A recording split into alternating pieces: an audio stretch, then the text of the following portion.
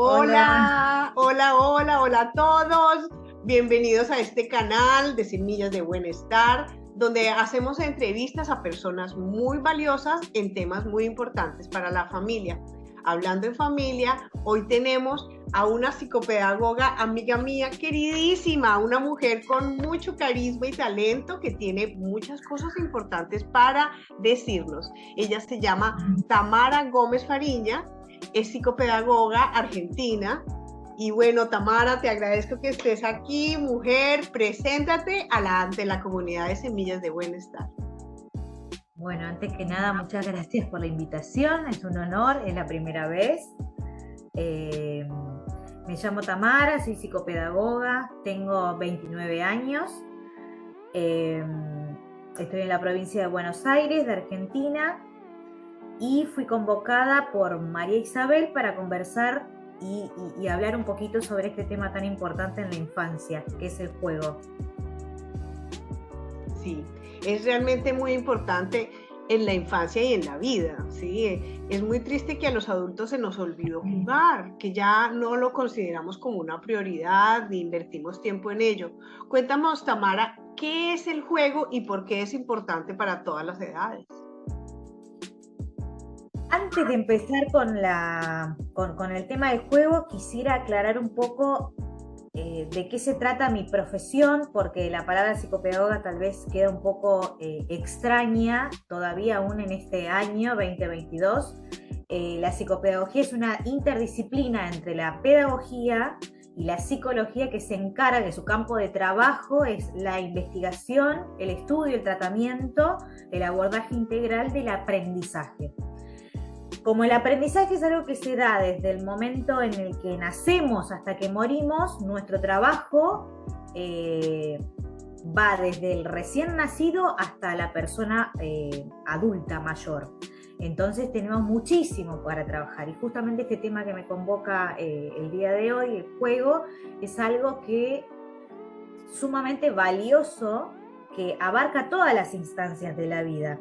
Uno culturalmente se asocia el juego con la infancia, pero el juego en realidad es algo, una actividad que debería practicarse con más frecuencia durante toda la vida, no solo en la infancia, porque el juego parece tal vez una actividad muy banal, pero en realidad su importancia es tal que el impacto en la salud, en la vida, a nivel emocional en las personas es tal que no deberíamos dejarlo tan al azar para momentos específicos, sino que tiene que ser parte del cotidiano.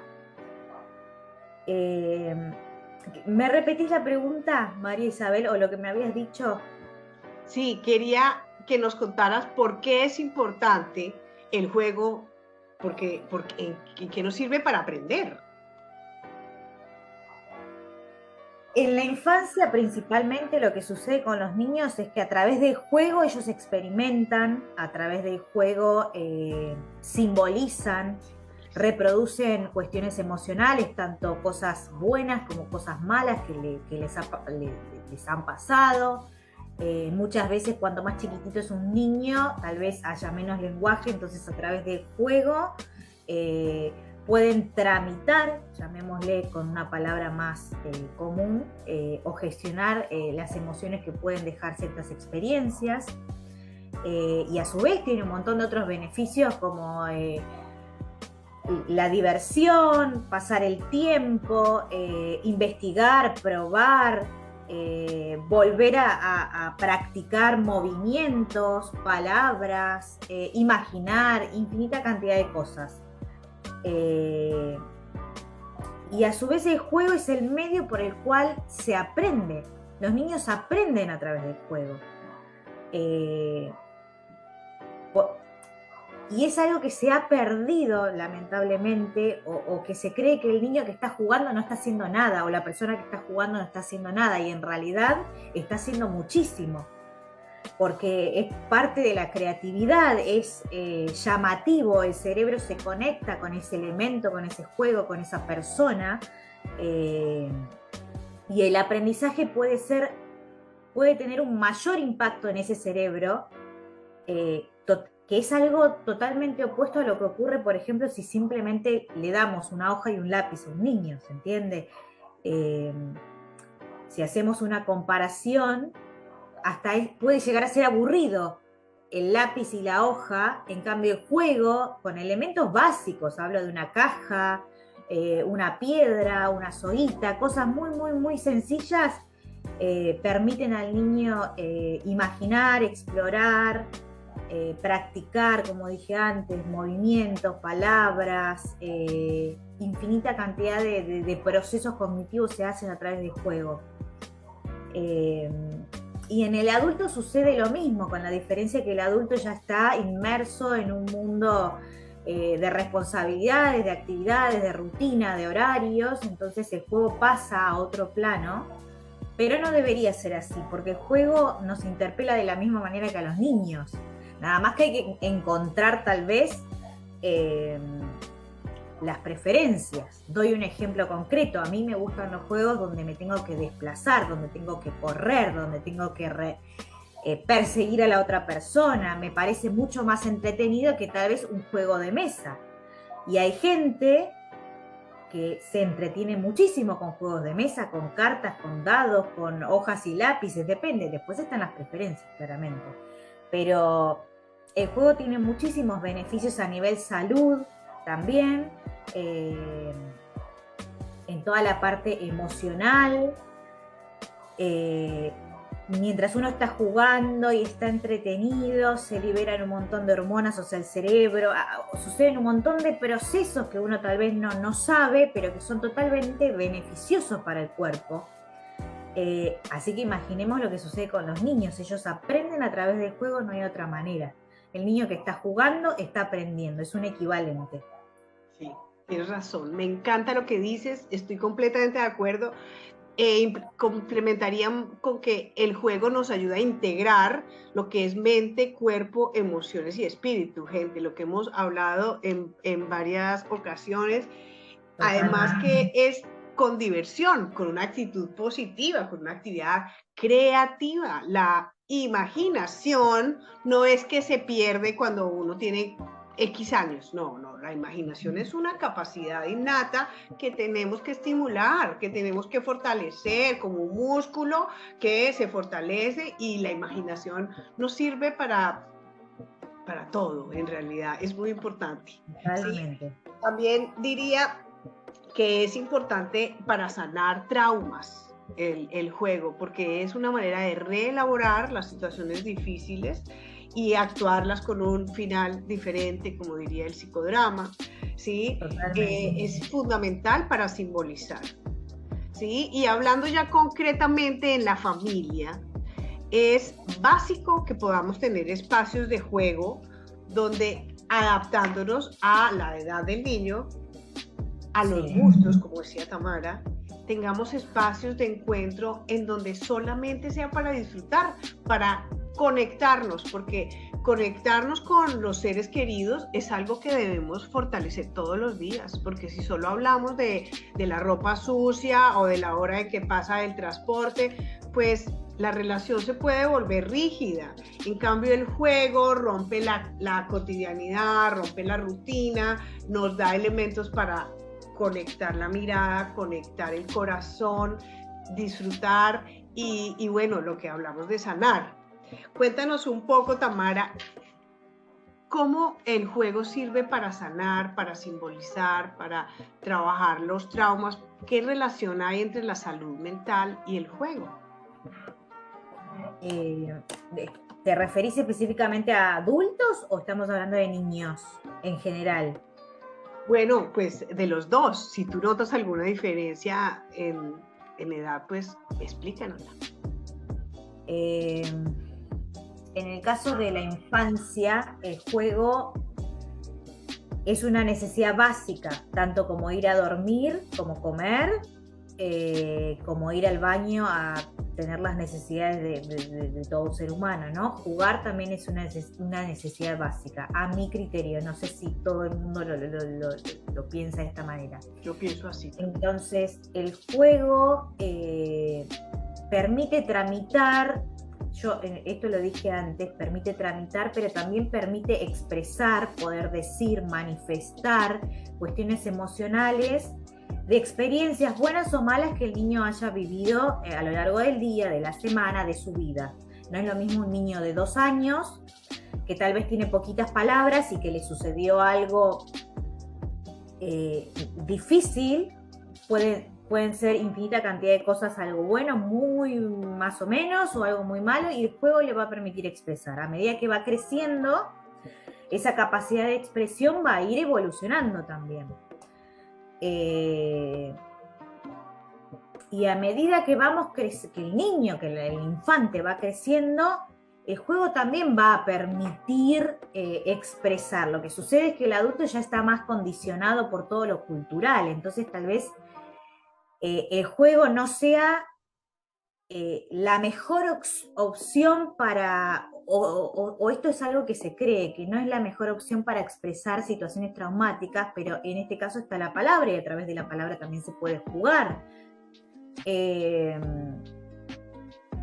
Esto ya en el adulto va a depender de cómo sea, de qué tan expresivo, de qué tanta apertura tenga el juego, a la expresión verbal, depende de un montón de cosas. Por eso lo diferencio, no es lo mismo en el niño, a mi criterio, que en un adulto, donde ya está atravesado por un montón de cuestiones culturales que lo van a limitar para tener que sanar.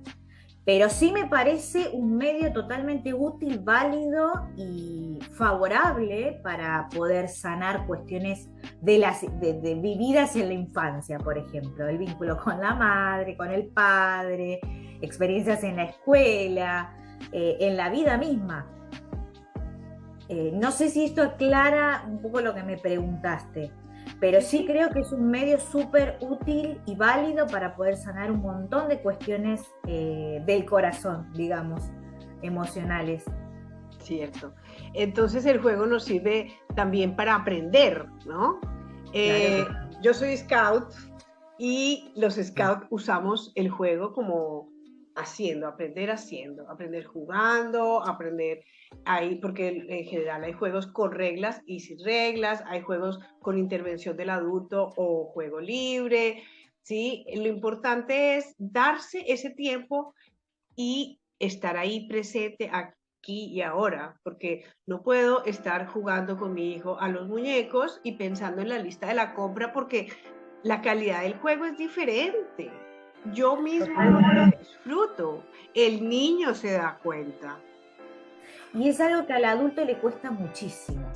Lo digo también no solo como profesional, sino como madre, también me cuesta encontrar esos espacios de juego con mi hijo, pero de alguna manera trato de que todos los días esté un ratito presente en la rutina, porque es mi manera de conectar también con mi hijo, es mi manera de mediar, de intercambiar palabras, porque mientras jugamos no estamos mudos, a menos que el juego implique el silencio, pero si no, mientras jugamos nos hacemos preguntas, nos miramos, nos reímos, suceden muchas cosas en el medio que favorecen a ese aprendizaje y a ese vínculo madre-hijo, o puede ser padre-hijo, abuela, abuelo, tío, indistinto.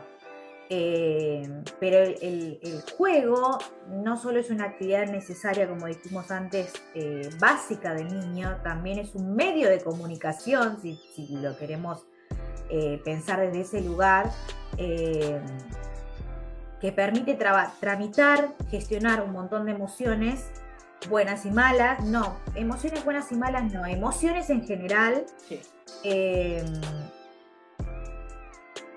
Y es una actividad tan completa, tan favorecedora para el desarrollo, que debería ser parte de la rutina. El momento de juego debería ser parte de la rutina. El niño tiene que jugar antes que mirar la televisión por horas, por ejemplo. Y para jugar no es necesario que tengamos ni el juguete más caro, ni espacios enormes, no, el juego puede ser sentado, parado, en la cama, en la ducha. Es cuestión de imaginar simplemente distintos escenarios y con pocos elementos podemos lograr un escenario increíblemente entretenido, tanto para el niño como para el adulto. Sí, me encanta lo que dices, estoy completamente de acuerdo. Tenía una pregunta para ti, ¿sí? Sí, Hoy en día hay muchos juegos de pantalla, ¿sí? sí. Si no digamos nombres, pero todas estas consolas, inclusive los celulares, ¿sí? Hay juegos de guerra, obviamente, que generan en el cerebro unas respuestas agresivas, estar a la defensiva. También hay juegos de encontrar la parejita, el rompecabezas, el autito que da las vueltitas, ¿sí? ¿Qué opinas de esos juegos para los niños? Eh, Primero tendríamos que separar las cuestiones que tienen que ver con la tecnología. Estamos en la era de la tecnología, por lo cual no podemos pretender erradicarla de la infancia totalmente si no estamos de acuerdo, ¿no? Claro. La tecnología es súper beneficiosa, de hecho esta charla la estamos haciendo, esta entrevista la estamos haciendo a través de una computadora. Es una herramienta útil en la vida adulta. En la infancia no es necesaria. Pero como los niños de esta época conviven con tecnología constantemente en todos los espacios dentro y fuera del hogar, la tenemos que hacer parte de la vida. El tema es cómo la utilizamos, por cuánto tiempo, o sea, el uso responsable y oportuno. Entonces, un minuto.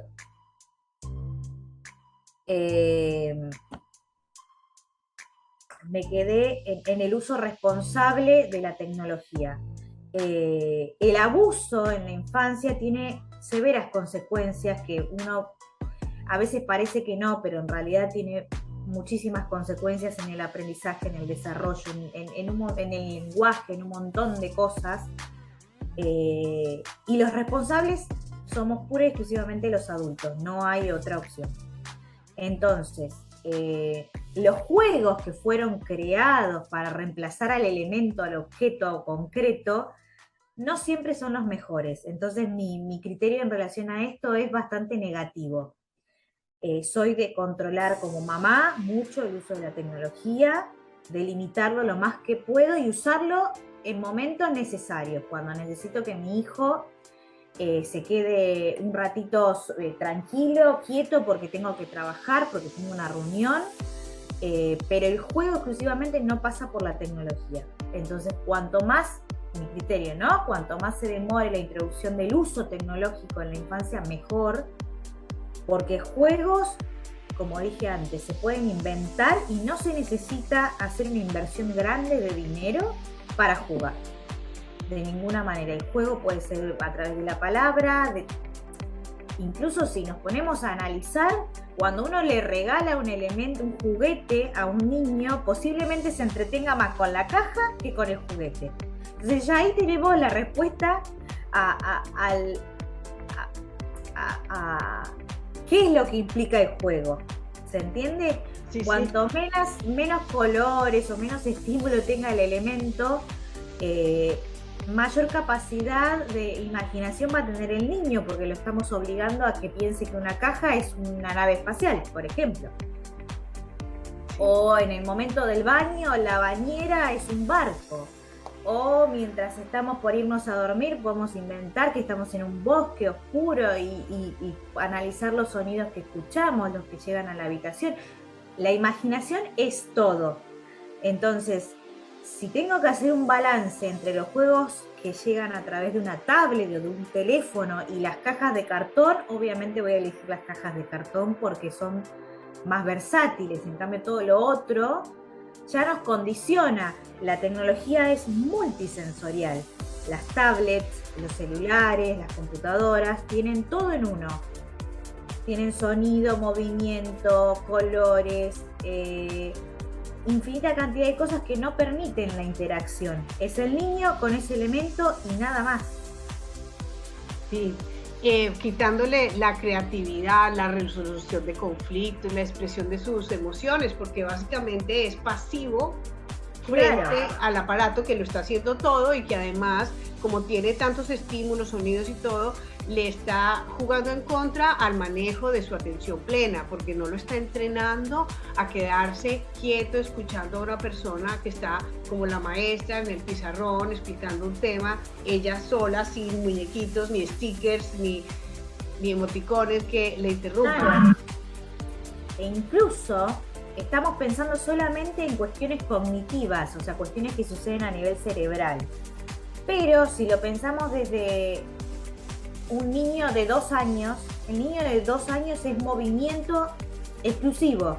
Si le damos una tablet o una computadora o un celular, no se mueve, no mueve más que la mano, que los deditos. Y en realidad el niño necesita moverse, necesita mover su cuerpo, sus piernas, todas sus partes para aprender, para conocer sobre su cuerpo, sobre los distintos lugares. Se dan un montón de aprendizajes necesarios para lo que viene en los años siguientes. Y esto es lo que la tecnología viene a reemplazar, digamos. Esta es una de las consecuencias del uso excesivo de la tecnología. Niños que no tienen dominio sobre su cuerpo, por ejemplo. Y todavía no sabemos las consecuencias que va a tener, porque estas son apenas generaciones que están empezando a tener. Pero ya hay. Pero ya aparecen muchas, ya se ve en las consultas que llegan a mi espacio, por lo menos en relación al aprendizaje, sabemos, pero en el sector de pediatría ocurre lo mismo, niños que no es solamente esto del dominio del cuerpo, sino en el lenguaje, en la capacidad de vincularse con otras personas, prerequisitos para el aprendizaje de la lectura y la escritura, cuestiones para dormir, cuestiones para alimentarse. Las consecuencias son casi que no las podría terminar de mencionar. ¿Se entiende? Entonces, sí. Con toda esta información que estamos transmitiendo ahora, ¿significa que no hay que usar tecnología? No, hay que usarla adecuadamente. La tecnología no tiene que venir a reemplazar el juego, la vinculación, la comunicación, la palabra, un montón de otras cosas que suceden entre el adulto y el niño. Claro, porque la responsabilidad del uso adecuado y limitado de la tecnología es de los adultos, porque el niño no va a decir, no, ya tuve suficiente. O el juego no va a decir, bueno, ya hasta acá ya llevas 2 horas. No.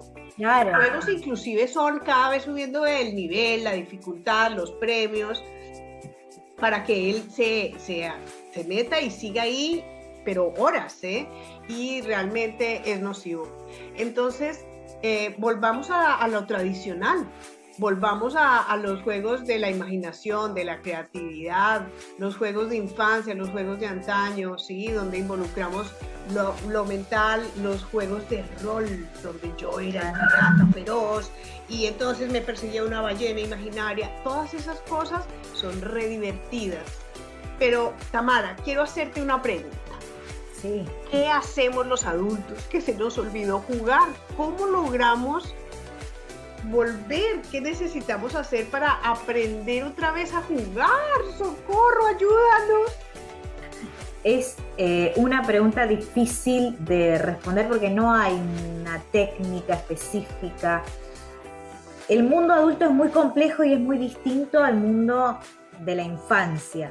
Entonces, algo que yo trabajo mucho también como persona, como ser humano, es volver a conectar con lo básico, con lo esencial, y trato de cambiar mi forma de ver este camino tan difícil que es criar hijos, criar en red, criar en familia, criar en conjunto. Entonces trato de pensar siempre qué es lo que necesita el niño, porque en definitiva los adultos somos quienes hemos decidido traerlos y eso conlleva una responsabilidad. Entonces, si lo pensamos desde allí, ¿qué es lo que necesita un niño para crecer saludable, para que me tenga como adulta referente, como adulta afectiva que lo va a cuidar, que lo va a acompañar, hablando de mi rol como madre, ¿no? Eh, Porque si tengo que responderte desde el sector más bien profesional, te puedo decir que todos los días te programes un horario específico para sentarte a jugar. Y no, me parece que tiene que ser algo más espontáneo, algo que surja tal vez del compartir con el otro, de estar con mi mente, con mi conciencia en ese momento, en ese lugar, con mi hijo o con otra persona. No necesariamente tiene que ser con nuestros hijos, pero generalmente son ellos los que van a tener esta impronta de querer jugar, de ir, de venir, de moverse, de hablar, de preguntar. Eh, pero sí creo que tiene que ser algo espontáneo, donde podamos distendernos, donde podamos conectarnos, mirarnos a los ojos, hacernos preguntas, hacer un mimo.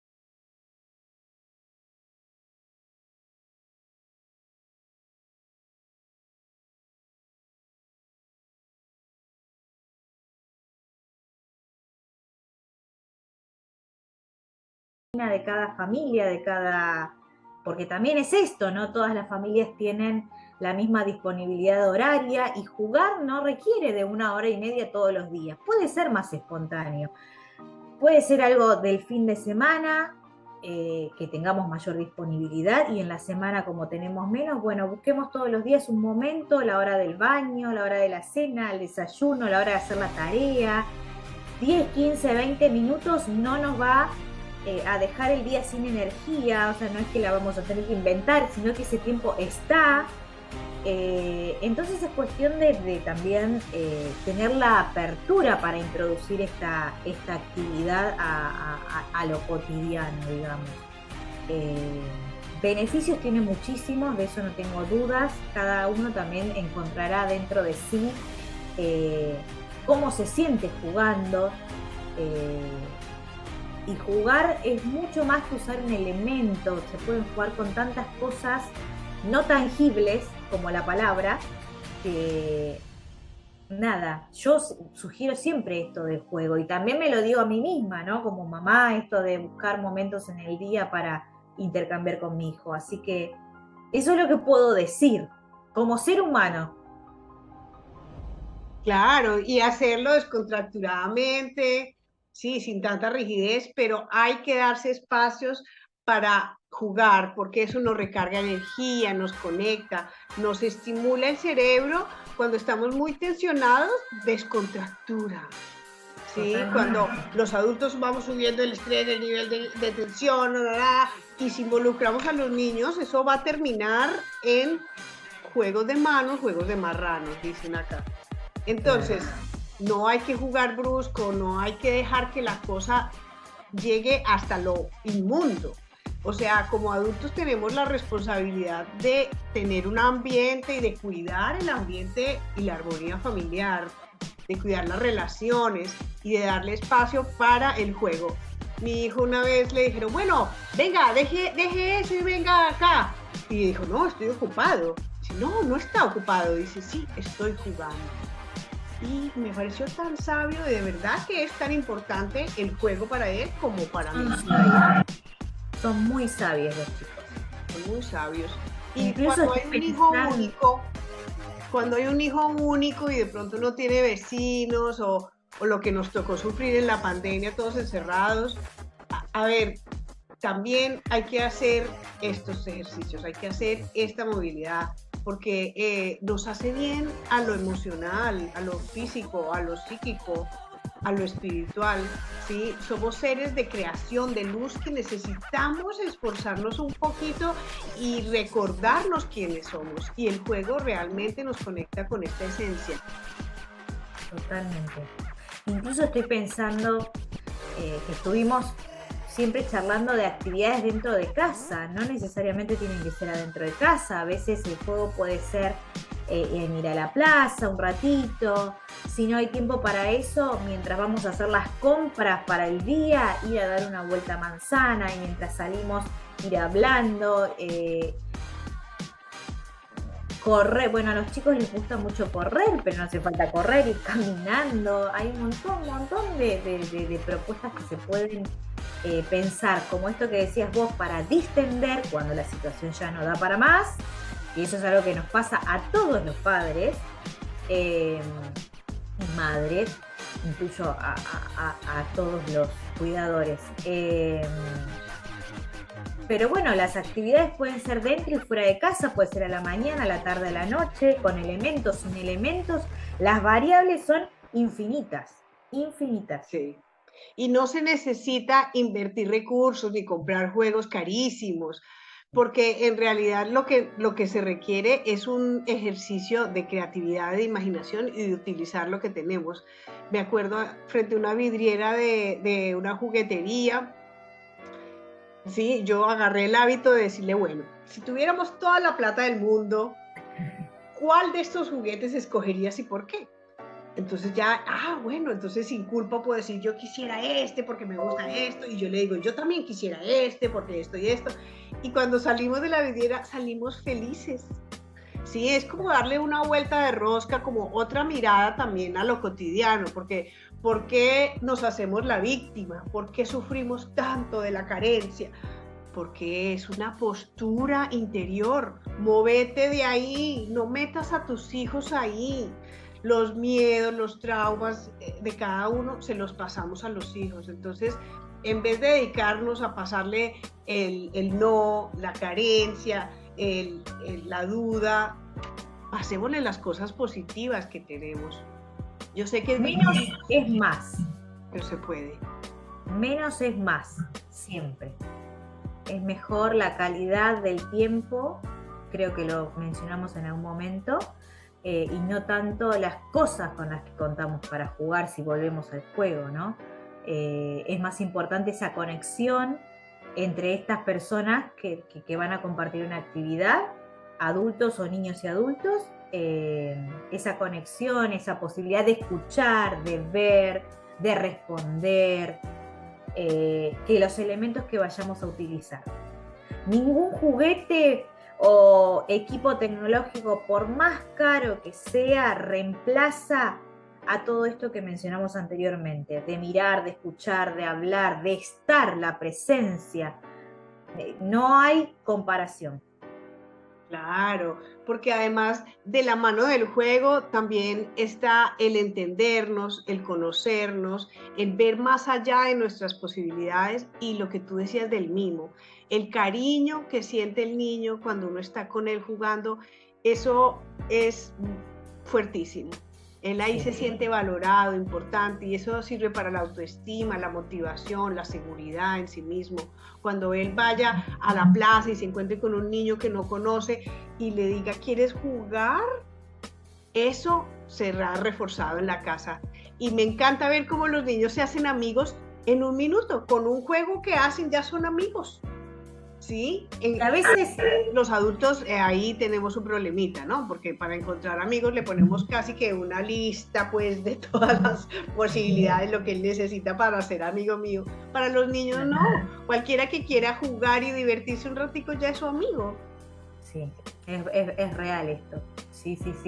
A veces los he visto, están jugando a la pelota y se van sumando niños sin preguntar, simplemente se meten a jugar y se van conociendo las normas sobre el mismo juego y de repente fue un tiempo de 10, 15, 20 minutos, lo que sea, de mucha diversión. Y eso es algo espontáneo que sucedió, niños en distintas edades, por hablar de la pelota y en un espacio de juego, pero también puede suceder esto en otros escenarios, no hace falta que sea una plaza, por ejemplo. Uh-huh. Sí. Entonces, aquí vemos claramente cómo el juego sirve para la prevención, por ejemplo, de sustancias psicoactivas. El juego sirve para la prevención del suicidio. El juego sirve para la prevención del sufrimiento psíquico en la medida en que ayuda a elaborarlo, a expresarlo, ¿sí? Y cuando uno tiene un compañero de juegos, tiene un compañero de vida, al que se le puede contar las cosas difíciles, con el que se puede trabajar los traumas. Entonces, Tamara, qué interesante lo que nos has dicho. Me encanta, estoy completamente de acuerdo contigo. Cuéntanos un poquito de tus redes sociales, dónde te podemos seguir, cómo es tu trabajo. Bueno, no estoy muy activa en redes sociales. Tengo una cuenta de Instagram y de Facebook que se llama El Arte de Aprender Juntos, porque mi lema justamente viene de allí. Esta formación me atravesó de tal manera que aprender significa mucho y me parece un arte justamente porque aprendemos todo en esta vida, desde jugar, relacionarnos, hablar, comunicarnos, infinita cantidad de cosas. Entonces me parece que es un arte y fue el nombre que un día elegí y sigo eligiendo. Me pueden buscar ahí. Como dije antes, no estoy muy activa, pero bueno, la idea es comenzar de a poco también a poder dejar algunas ideas, algunos conceptos en relación a esto, más desde el lado humano, no tanto profesional. Y en relación a qué me estoy dedicando actualmente, bueno, como soy psicopedagoga, mi actividad principal es en el ámbito educativo, si vamos a lo formal. Estoy trabajando en un equipo de orientación escolar en una escuela que tiene 3 niveles, inicial, primario y secundario. Y después mi segunda actividad laboral tiene que ver con el ámbito clínico, donde trabajo con niños, acompañando desde el apoyo pedagógico y escolar. Por supuesto que estoy muy atravesada por esto del juego para aprender, así que una de mis actividades principales tiene que ver con jugar. En el consultorio se juega, aprendemos con juegos, aprendemos a leer con juegos, a operar con números también a través del juego, así que me encanta. Y a su vez, un campo en el que estoy incursionando de a poco es el acompañamiento a familias que tienen niños con un diagnóstico reciente de autismo, donde trabajamos, por supuesto, a través del juego, casualmente, y donde trabajamos la comunicación, el vínculo, el intercambio, el estar, el observar, acompañar, porque es un acompañamiento que realizamos en conjunto con una colega y amiga que es profesora de yoga también. Y son grupos que vienen sus hijos con sus madres, entonces el tiempo de compartir es entre ambos, madres con niños y nosotras. Entonces esa actividad la empecé este año, casi se fue gestando, empezó como algo de yoga y fue cambiando, fue mutando, se fue transformando, hablando un poco de la espontaneidad. Y los resultados han sido increíbles. Así que bueno, esto es lo que tengo para compartirles. Ay, qué bueno, me encanta, y que uno como adulto también busque espacios donde podamos jugar de pronto con otros niños, con otras familias, ¿sí? Porque nos reunimos mucho a comer, pero ¿y el juego? Totalmente. ¿Sí? Hay que darle oportunidades. Hay muchos tipos de juego. Ustedes exploren en su casa qué es lo que más les gusta, con lo que más se sienten cómodos. ¿Sí? Recordemos que la risa es remedio infalible y que a todos nos hace bien. ¿Sí? Entonces, Tamara, te agradecemos muchísimo, muchísimo por esta entrevista muy sustanciosa, muy linda tú, tienes mucho carisma. Les recomiendo el capítulo 2 de Terapeutas Conscientes del canal de YouTube, donde es una psicopedagoga también la que es entrevistada y ella habla también de resolver entre todos. Pensemos, ¿cuál sería lo mejor que hacer? Porque los adultos nos comimos el cuento de que lo sabemos todo y resulta que en realidad tenemos mucho que aprender y hoy en día de pronto lo que sabíamos hay que revisarlo, ¿sí? No es que lo que sabemos todo está mal, no, por supuesto que no, pero está bueno hacerse preguntas y hacerles preguntas a ellos. Y si ellos nos preguntan, pues qué bueno. Si yo no sé la respuesta, la buscamos juntos, ¿sí? Pero abrir la comunicación en la casa, los hogares, con la pareja, reírse también. La vida es un ratico, como dice la canción, entonces tratemos de pasarla bueno. Totalmente de acuerdo. Tamara, mil gracias por tu tiempo, por tus conocimientos, que te vaya muy bien en tu camino, estamos en contacto por las redes sociales. Mil gracias, gracias por ver este capítulo y bueno, estamos en contacto en Semillas de Buenestar. Muchas gracias. A ti, chao. Gracias. Chao. Bye bye.